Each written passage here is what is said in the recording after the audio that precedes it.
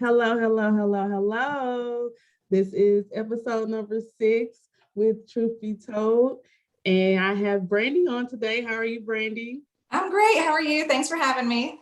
I'm so glad that you're here. I'm so excited to interview you today. This topic means a lot to me, and it's kind of like a follow up on a trauma and trigger. Like I had an episode on that. I think it was like episode number 4. And so this episode, I actually called it today, Building Relationships at Your Darkest Times. And we both know we've been through some of those darkest times. If people don't know, me and Brandi are cancer moms. And so I had to get her on here to just talk a little bit about her experience, what she's been through, and how building those relationships during your darkest times and mine got us through. So just give us a little bit of a background, and then we can go from there. Sure. My 3-year-old daughter, Wren, was diagnosed with a very high-risk acute lymphoblastic leukemia in 2016. Like I said, she was 3 years old. I had a 6-year-old at home. I also had a 15-month-old, and I had just found out I was pregnant with my 4th. I knew I was pregnant with my 4th for about 3 weeks before Wren was diagnosed. And I remember telling the oncologist, like, above everything, I was like, hold up, like, this must be wrong. I just found out I was pregnant. Like, I can't do this.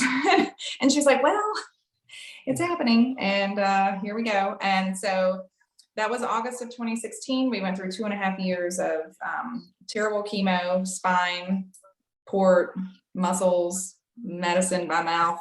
The whole time we had 10 rounds of radiation to her brain. And we rang the bell in December of 2018, and we know how lucky we are every single day. I think we've been through the ringer. The baby was born. She's great. Wren is now 9 years old in 3rd grade, and she is thriving. And we've, they're just like every other cancer kid. Like, we have things we have to think about and keep an eye on. But unless I told you, most people couldn't tell. But we live with that trauma, and we have done good things with it. We started a nonprofit. That's how I reconcile things happening, is to help other people. And the kids are doing great. They're 12, 9, almost 7, and almost 5 now. So I talk a lot about relationships because, man, it's been a journey for sure. I can't believe that Wren is 9 years old already. Like, I'm so, like, every time I see their pictures, I get so emotional because I just remember how little, I really remember how little she was, because she was like the little one of all of the ones that we came in together. Yeah. And she was like one of the babies. And I was like, oh my gosh. And I can't believe it's been that long. Is that 6 years? It's been, she said 2016. So 2016, yeah. So we are 3 years off treatment now. We have 2 more to go before, and I'm not sure if it's different with different kid cancers, but with her leukemia, she has to get to 5 years before they consider her cured. So we have 2 more years to hit that milestone. So now we just go for blood work every few months. And she just had some scans in January and everything looked good. So right now, is she considered to be in survival clinic? I know it's different with Layla. Okay. Yeah, so she goes to Survivor Clinic once a year. So we go in January, and this was our second one that we just went to this past January, a few weeks ago. So she'll go yearly until she hits 5 years, and then they'll monitor her till she's 30. But at 5 years, they consider her a survivor. They don't actually call her cured until 5 years. That's awesome. As far as like Wren and how that affects her now that she's come out of it, how is she doing? Like, she's good, and it's so, obviously it's sad and terrible when they're so little, but at 3 years old, a lot of the bad things she doesn't remember. Like, she can remember like not feeling well. She can remember accessing her port, things that happened up until she was 6 when she rang the bell. But for the most part, the really bad stuff, she doesn't remember. And at that age, they sedate them for everything. So she just got put to sleep, like 60 times. So a lot of stuff I carry, I remember, and I tried to document and I try to tell her stories when she's ready to hear it. But like, she's seen a psychologist, and they're like, I think she compartmentalized, and like we shielded her from a lot that she probably won't ever have like PTSD or need therapy for it, which I'm very thankful for. Right. But I'm open to her anytime she wants to hear something. But for the most part, she remembers happy nurses. she remembers the fun things that happen. And I'm really thankful for that. Sometimes I see her trying to reconcile, like, why do people care so much about like her being at an event? Because, you know, we do fundraising and stuff. I think her role there is kind of starting to click at 9 years old. Like, okay, I have to go here and, you know, shake babies and kiss hands and you know, not shake babies, flip it. But, you know, like she is starting to kind of get that her role is to help other people, and she's kind of embracing that. But as far as the trauma of it, I think that she's doing very well, and I'm thankful for that.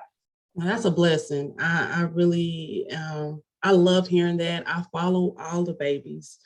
And I really do. I told my husband before I got on here, I was like, I don't want to get on here and start crying. He was like, no, it's gonna flow natural. You guys have been through it. You are at the end of it, but people really don't know it's never really over. Right. And you know, and even now, if they had like a chapter at school where like a mom had cancer, and so the teacher reached out to me and she's like, is she going to be okay with this? And so I just talked to her about it. It's funny because even with other cancer kids, some things are going to hit them different, and you just don't know what it is. And I don't want her to find out in the middle of school that something bothers her. So we talk about it ahead of time. But for the most part, you know, like some of the older kids, some of our older friends, you know, when they went back to school as the bald kid, I think it impacted them more being older, especially like older elementary school or middle school, more about, oh, they were the sick kid versus she was so little. Her friends remember her being sick, but it wasn't like oh, you're the bald kid. And only like once or twice was she called a boy, and she was like, I'm not a boy. You know what I mean? Like the negative things that happen when they're growing their hair and that sort of thing. But as far as like right now, everything seems to be okay, you know, but I know it's hard for the older kids. Yeah, me and Layla was talking about it before the interview, and I was like, Layla, you think I should get Brandi? And what do you think? You should ask Ray. And she was like, Mom, just ask all of them. And then if they can come, they can come. If they can't, they can't, you know, but our connection is always there. You can always do a part 2, part 3, part 4. You never know. Like, we're always available. Right. It's funny because like with Layla, I was telling Layla, like, it's okay, because she, like, right now psychologically it hits her in different spells. And so sometimes older, right? She was older, I believe, and I don't know why I'm drawing a blank, but she was like 8, I believe. She was 8 whenever she was diagnosed. And now she looks at it like she wants to give back and she wants to tell her story, but I let her tell her story when she wants to tell her story. So I wanted to use this platform to tell our side of the story, you know, as a caregiver, as a parent, what we see on a daily basis and how it affects us dealing with, you know, the kids, and not just the cancer kids, but our other kids as well. But what can you tell, like, as far as with building relationships, how important it is to build those relationships in those darkest times? What can you, like, speak to the people about when it comes to that?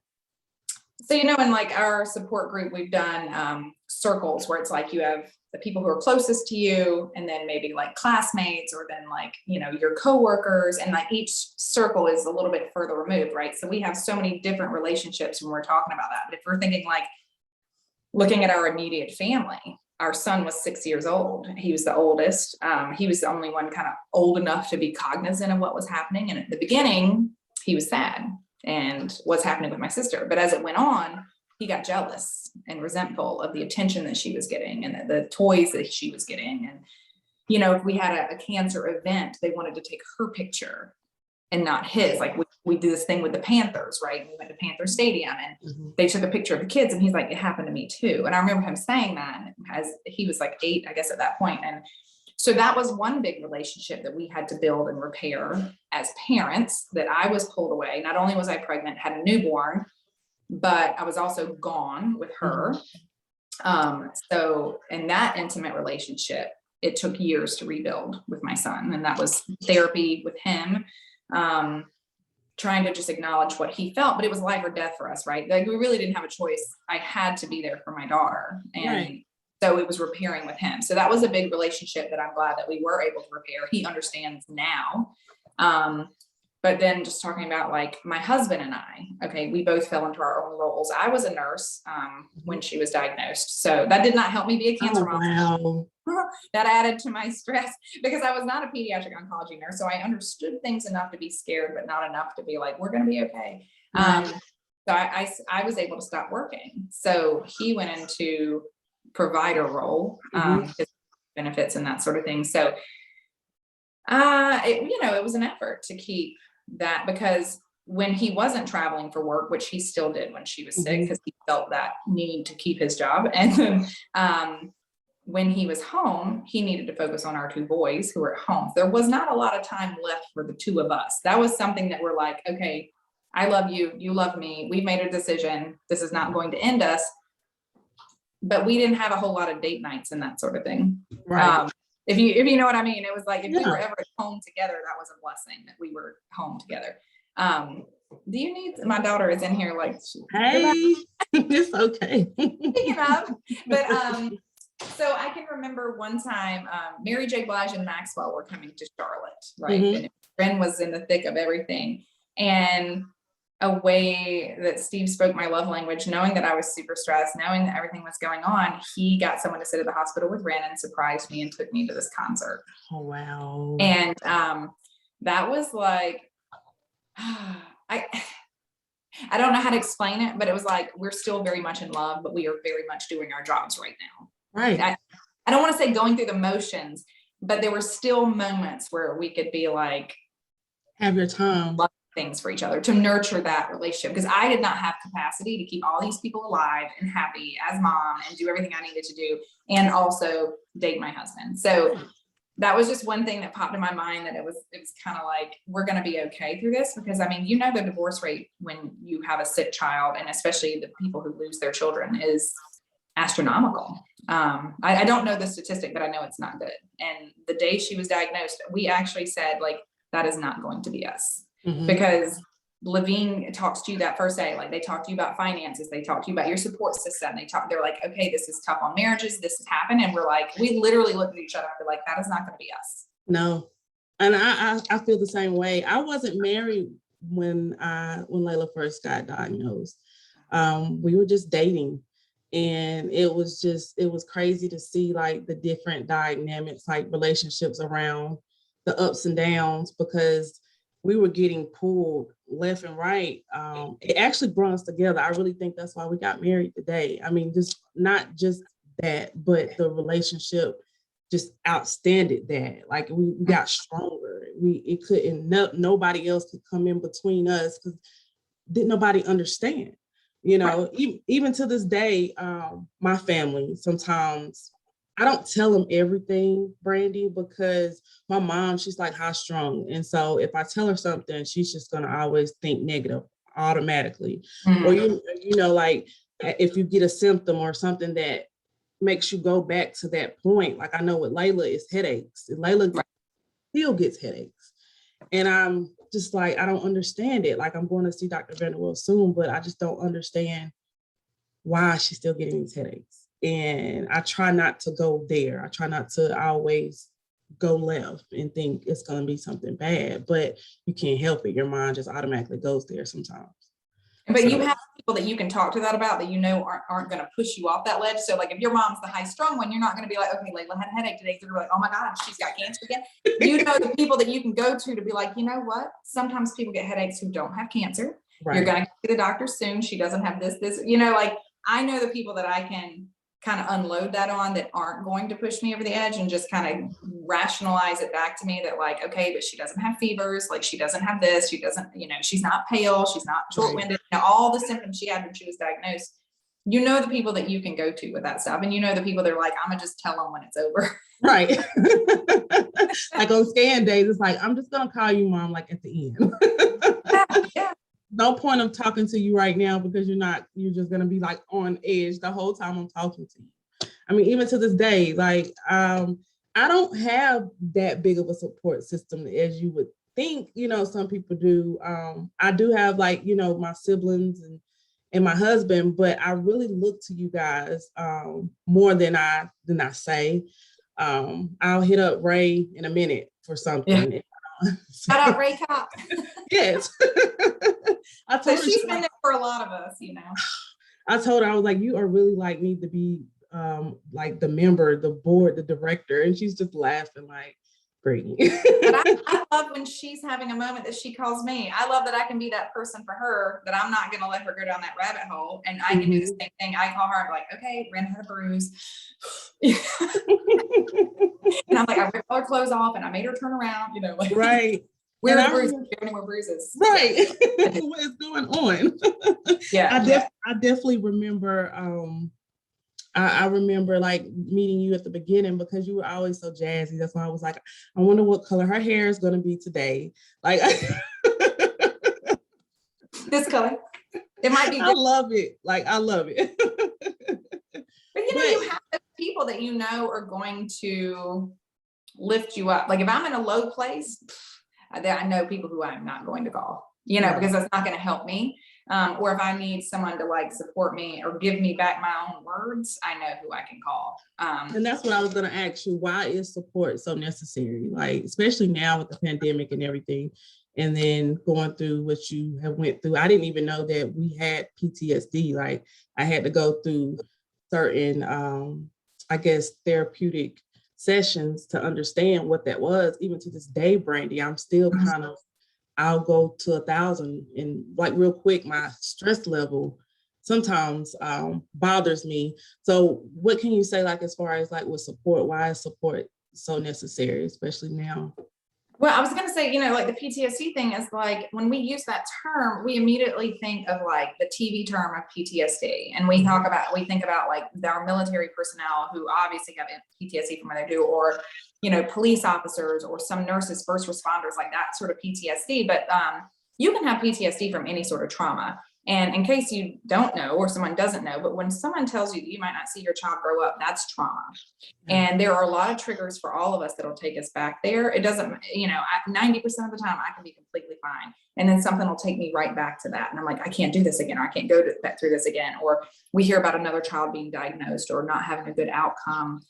And we're human and we go there. So, our PTSD is different, but anytime you sustain a trauma, is the same thing in terms of having triggers that can take you back to that fearful place, and then we learn how to deal with it, right? We learn how to compartmentalize, we learn how to acknowledge those triggers and be like, okay, this is not then. And a lot of us go through a lot of therapy or talks or like our support group to try to recognize and get through that. But your question about support, I was the type of person who people leaned on and came to.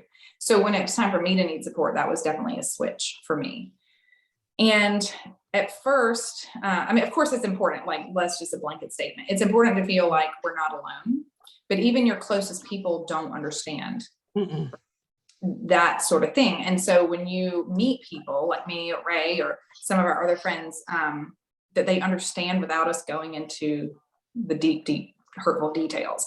Right. There's no judgment, and that kind of support, I feel it can only come from someone who's been where we've been.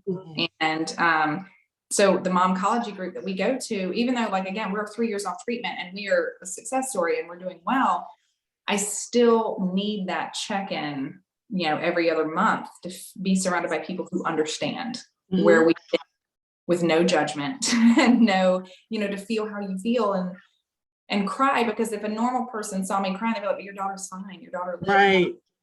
Yeah, they did. But we also have to live with the burden of A, could it come back? Right. B, the realization that we could have been one of those people who buried our child. But also that like, it doesn't ever go away. No. They can never guarantee us that it's not going to come back, or have long-term effects from this treatment that we had to do.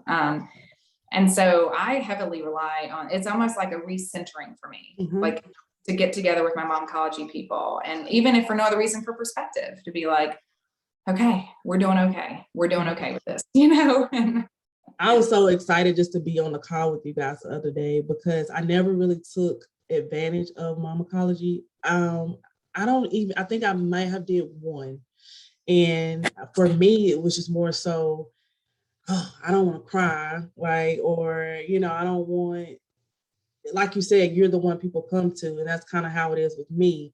I don't want to be so vulnerable on the camera. And I know all of us have our own things going on, or I don't want to feel bad because my daughter is doing better. And then, you know, like other people we were talking to on the call, they're going through different stages. And that's just so hard. What do you tell moms, or not just cancer moms, any other moms that go through trauma, like when they're in it? What kind of advice could you give them?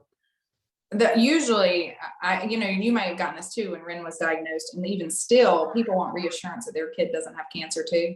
Like when they have symptoms that they don't understand, and I'm usually, I'm always like, okay, always go with your gut to get things checked out, but one of the things I say a lot, I think to moms or just people who need it is just be like, I'm never going to be that toxic positive person. Everything's going to be fine. This is fine. Everything's fine. Like, I can't tell you that everything's going to be fine, but what I can tell you is there's some comfort in knowing you don't really have control right now. Right. And once you sit with that and realize like you don't have control over what's happening. So let's control things that you can control, or let's look at reasons why it's not cancer, or let's look at like, what can we do? Because my favorite thing to say is tears and fears don't cure cancer.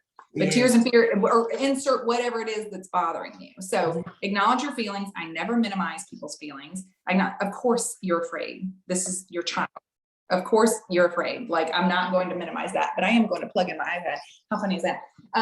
But I always just try to say, like, never minimize someone's feelings. Like, my trauma is not the same as yours. One is not worse than the other. You know what I mean? Like, I don't ever try to minimize people's trauma, but I also just acknowledge, like, feel what you feel, but then let's move on. Like, what are you going to do? Not move on from it, but what are you going to do? Because standing here or laying here isn't going to help anything.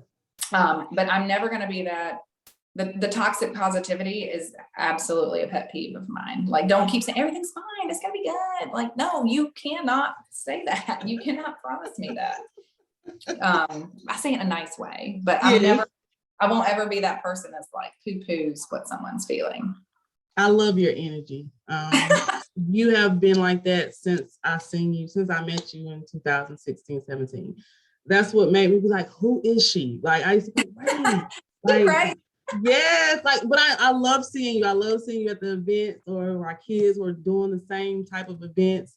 It was just like we were always clicking up, and I still, like I said, look to that support. I'm so glad that Ray put me back on Momacology, like, to let me know, hey, because just being back around you guys, it gave me that support that I needed, and it made me realize that support, I'm gonna always need it. It's not something that's just gonna go away as she gets older. Because like, now that we're dealing with the side effects, how do you deal with the side effects that Wren is going through? I know, like for Layla, I can say Layla's not growing to where she needs to grow, or they thought she would be taller than what she is, and she still deals with that as far as like mentally. How do you and Wren deal with, the side effects from cancer? Well, again, I think because she was younger, we probably didn't have some of the same things that I have to talk to her about. It's something that I kind of carry, or I kind of address, for her. But like, and we went to endocrinology, and it was like, she's going to stop growing sooner than she would have. And to me, I'm like, part of me felt petty for being upset about that, because if that's the only thing we have to worry about, okay. But the doctor was kind of like, it's still a loss. So you need me. My husband has to use this. I'm gonna just move your move, but that's just life when you have 4 Tell him kids. I'm sorry. No, I'm just gonna move to another room. But so some of the things that we've had to deal with are definitely more mom carried. I carry it, which I can do that for her. But the feeling of loss is what I was gonna say, is that we felt we lost something that cancer stole, and I can't do anything about. So all I have to do is keep reminding myself perspective of, but we kept our girl, right. And so she has not really gotten down about any of it, because again, being younger, I didn't have to deal with it like maybe a teenager would have had to deal with it. But like we have, something really simple of like, I guess it's not simple. I shouldn't say that. we were warned about neurocognitive deficits. That's something we have to keep an eye on. The school's aware. So far, she's doing great. We go through neurocognitive testing every 2 years just to catch any early deficits of like processing speeds and things like that. So I feel like as long as we're aware and we're on top of it, we do the best we can. And that doesn't mean I have to like it. I don't have any control over it, but I feel like keeping tabs on it makes me feel like I'm doing everything I can do, if that makes sense. You know, that like makes perfect sense. Addressing and knowing that we can intervene if needed. But I can't do anything about the fact that she's probably only going to be 5'6" now. And that's different because all of you guys are tall, right? But she's going to live to be 5'6". Okay, cool. And like things late. Can I help you? That's beautiful. But later on down the line, fertility, we'll address it when we get there. The blessing is that we get to get there. That's what I said. Oh, I love that. I love that saying. The blessing is that we get to get there, because that's what I have to tell myself all the time. You know, as far as with Layla's going through right now, they're going to have to push her menstrual cycle.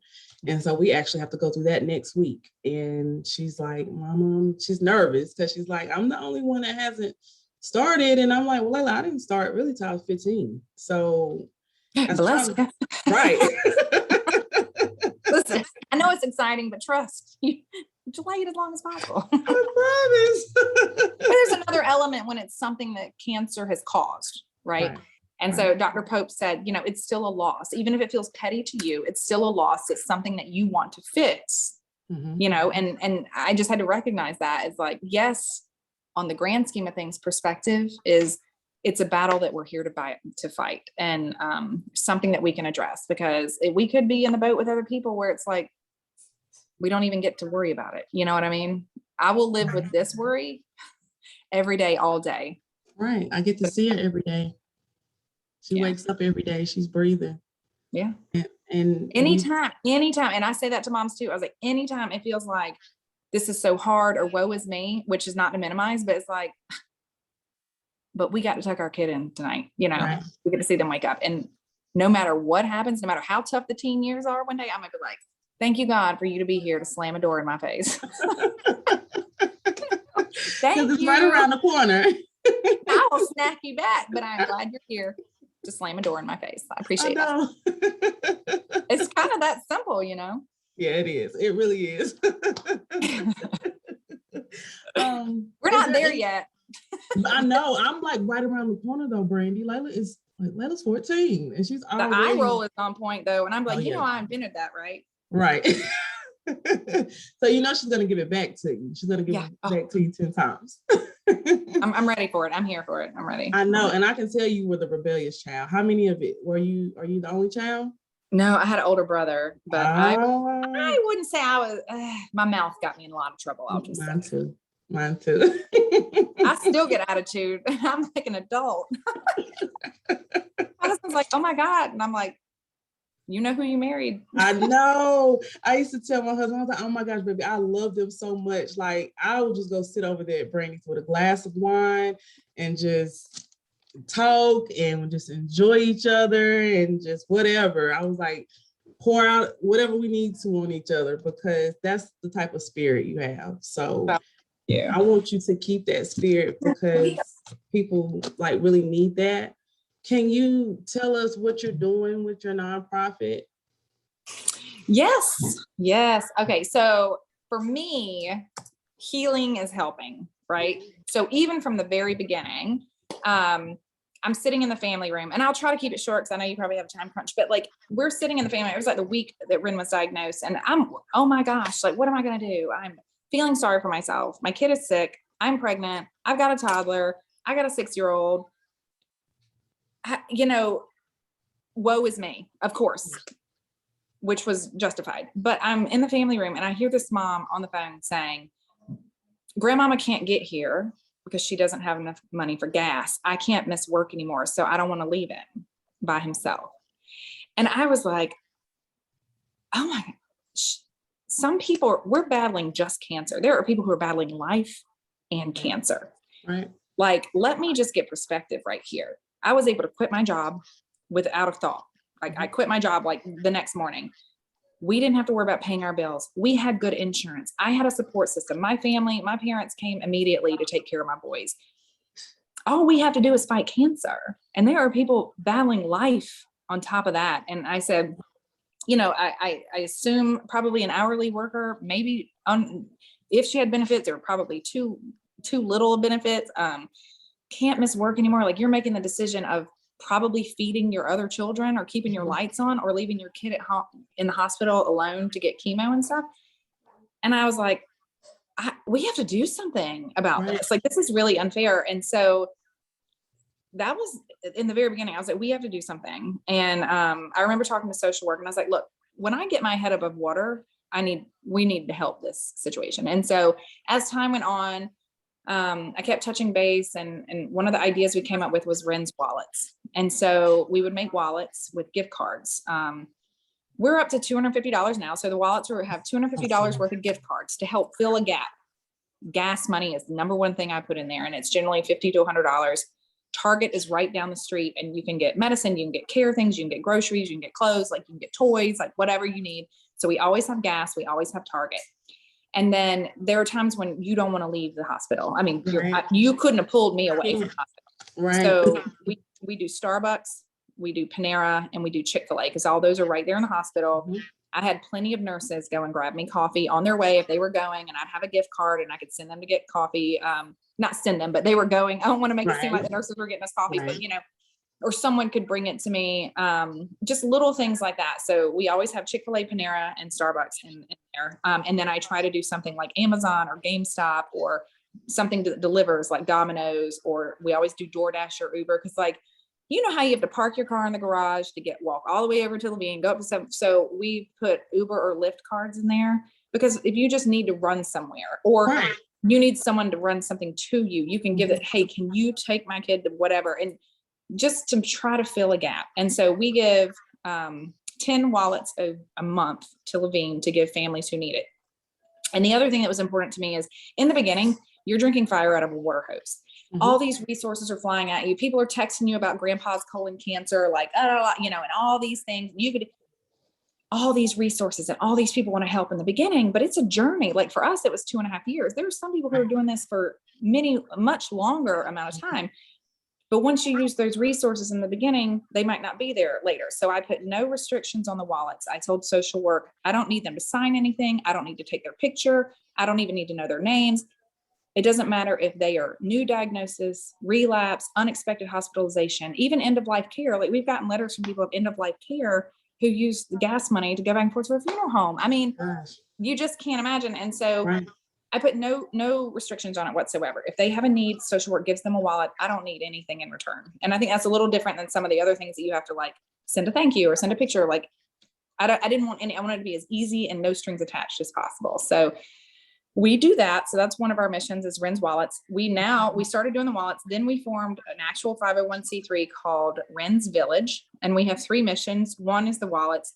One is blood donation, because, you know, she eventually got 17 blood and platelet transfusions that first year. And someone was like, well, you know, there's a critical blood shortage. And I was like, well, that's not okay. Let's do something about that. So we host a large annual blood drive, and we generally get 100 to 200 units of blood at this blood drive. Brandi. And we raise money for a bloodmobile for our area, because like 20 years old. So there's going to be a bloodmobile in 2022 that has Wren's little unicorn picture on it. Oh my gosh. But we raised money for that. And then the other thing is, you know, awareness is like, okay, we're all aware of pediatric cancer at this point. So it's really turning that awareness into action. And we try to fund pediatric cancer research. So we fund things that do things specific to pediatric cancer. So like Isabella Santos Foundation, Cure Search. Mm-hmm. We've raised money for the Children's Initiative with the Leukemia and Lymphoma Society. So things that are very pediatric specific, because I was born in 1980. I'm assuming you were born somewhere around there. And only 4 drugs have been developed for pediatric cancer specifically since 1980. That's crazy. And only 4% of funding on a federal level goes to pediatric cancer. So you can be okay with that statistic until your daughter is the one fighting cancer, and you realize that they have not been prioritized for decades, and that's not okay. No, that's not okay. Blood, wallets, research. That's what we do. I love it. I love how you guys are paying it forward. I mean, I really do. When I get off, I'm going to ask you to send me that information, because I was like, I was trying to figure out what Wren was doing. I was like, she's doing so much, I can't keep up. Like, I was like, what is it? And I just want to give my share of it to you guys as well. You feel like we heal by helping, because I felt like I could go through what we were going through if I felt like I was doing something about it. I'm not somebody that's going to lay down and let things happen to me. Like, once I got on my feet, I was like, you're going down, cancer. And I was nominated for Woman of the Year for the Leukemia and Lymphoma Society last year, which was an amazing thing. I raised $355,000 in 10 weeks with a team of people, just giving it our all. And I felt like every dollar I raised was like, there you go. Bad word, you cancer. And I feel like that's how we reconcile. Like, if I didn't have that, and I know everyone's different, but if I didn't have something I was doing about it, it would have consumed me. Yeah. I kept saying when Layla was sick, in the middle of it, like, what can we do? What can we do? It's just too much. It was so much. I didn't know how to receive it and not give it back, because I was like, that's what life is about. It's about giving back the knowledge and everything that you've learned along your journey and giving it back to the people as well. So I just want to thank you. You had talked about one of the things in it, I'm squirrel. One thing that came back to me is like, what do you say to moms, or like even people who are in like a hard spot with their kid? I'm never going to be positive, toxic, but I would say, no matter how bad it was today, you didn't bury your kid today, and you can stand on that today. Right. And tomorrow, maybe you put one foot in front of the other, or maybe standing is okay. And that's enough, because every day that you don't bury your kid, you can, okay, well, let's try again tomorrow. You know what I mean? It's some days it's like, you just have to go, unfortunately, from some of our mom friends, is hour by hour. Yeah. And that's okay. And so it's okay to feel what you're feeling, but like, when you have to take perspective of everything, like, I didn't bury my kid today. And that's enough to get me through another day, another second. I think I could get through it. At this point, nothing, everyone's like, you're so calm. I'm like, nothing is worse than feeling like you're not going to get that one more day. No, it's not. I think that, and it's our purpose, it's our mission to give that back to other people, not just because I can. Right. My kid, right. I had that support, and I know it comes from a place of privilege, but like, I'm not going to waste it. Nope. I mean, I could. Even my husband's like, okay, you can, and I'm like, I can't go back. I can't go back to before cancer. Like, I can't. It's not a before now. It's like your new norm. Right. There's no going back. He's like, you could just go back to life. Like, if everything going back normal. We had to have a come to Jesus talk at one point where it's just like, okay, well, Wren's done with cancer. And I'm like, well, that's where you're wrong, because it's never going to be over for me. Right. I can't go back to that. I'm not just going to, okay, well, everybody's in school and I'm gonna go back to work. Like, now it's like, I have this mission, I think, in life. Like, I was built for it. I wasn't ready for it, but I clearly was built for it. Oh yeah, you definitely were ready for it. I mean, built for it. I was not ready for all the things that happened, but I apparently was built for it. So we're going to do something about it. Yeah. We're going to keep doing something about it. And I just want to thank you so much for coming on the show today, Brandi. Yeah, we need like a part 2. We didn't even get into all the relationships of people that let us down. People who let us down is always a fun conversation. I mean, people who really stepped up and got closer to the fold. I mean, I have strangers, they were strangers to me at that point, and now they're like my closest people. So we could do a part 2. I'd love to do a part 2. We'll get Ray on. We'll definitely do that and keep getting to know each other. See, now we can talk about the good stuff. Right. They're like, I like her.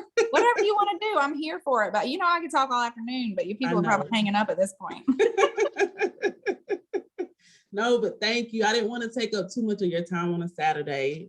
Tell your husband thank you for letting me have you for almost an hour. I appreciate it. Look, you saw all these people are still walking around me. I thought it's always okay. So it doesn't stop. It doesn't stop. And I was like, well, and then my iPad was dying. It's just life. It's fine. It's right. But invite me back. I really want to be back. And truth be told, I love you. I love you guys. I thank you, Brandi. You're welcome. Let's talk. It's Bees and Bees. We're like Truth Be Told with Brandi and Brittany. Let's do this. We're gonna get our own show, man. We can. Let's make it happen. Call me back. I always got something new to say. I promise. I will. I'm like, Brandi, I need you today. So kiss Layla for me. Thank you so much. Thank you. Love you guys. You guys have a good afternoon. You too. Take care. You too. Bye.